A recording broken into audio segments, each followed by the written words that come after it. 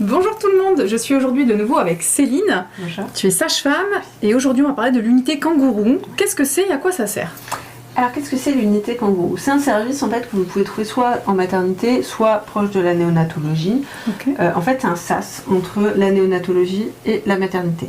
La néonate, c'est quand le bébé vient de naître? La néonate, c'est quand le bébé est prématuré. D'accord. Et qu'il a besoin de soins intensifs, soins respiratoires, etc. Okay.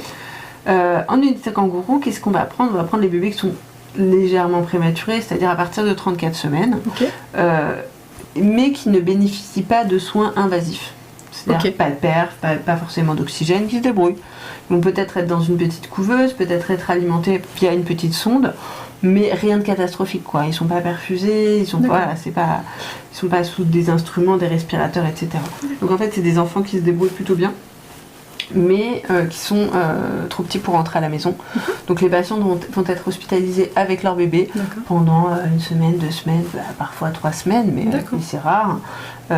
Voilà, c'est en fait un petit délai de surveillance pour encore aider les bébés à grandir, voir s'il va bien, s'il n'a pas de soucis par la suite. Voilà. On va aussi trouver par exemple les enfants de mamans diabétiques. Des enfants qui ont fait des grosses hypoglycémies à la naissance ou qui sont trop petits.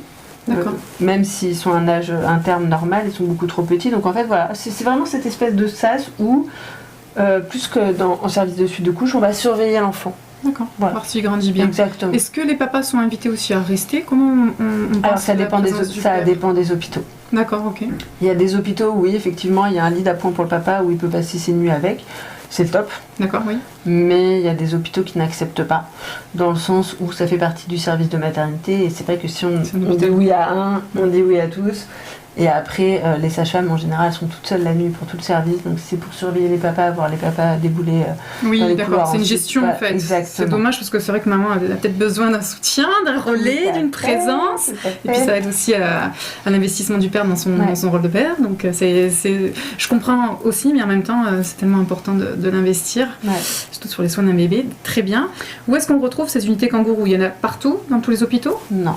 Il n'y en a pas dans tous les hôpitaux, il y en a surtout dans les niveaux 3. Alors pourquoi dans les niveaux 3 parce que déjà d'une part il y a la place. On n'en trouvera pas dans les niveaux 1, c'est-à-dire les petites maternités, parce que forcément elles prennent des bébés en charge à partir de 37-38 semaines. Oui, il y a une logique de répartition. Au niveau 3, c'est quand tu peux accueillir le bébé, la maman quand il y a des complications graves à la naissance. Donc évidemment l'unité kangourou a toute sa place. Voilà. D'accord. Il n'y en a pas du tout sur les niveaux 2 maternité? Il peut y en avoir, mais pas à 100%. D'accord, ok. Bon, en tout cas c'est un plus. C'est un petit plus. C'est une bonne chose. Ouais, c'est une bonne chose. C'est vrai que c'est une super chose. Très bien. Merci beaucoup Céline pour cette présentation. Merci à vous de nous avoir écoutés. Merci, à bientôt. Au revoir.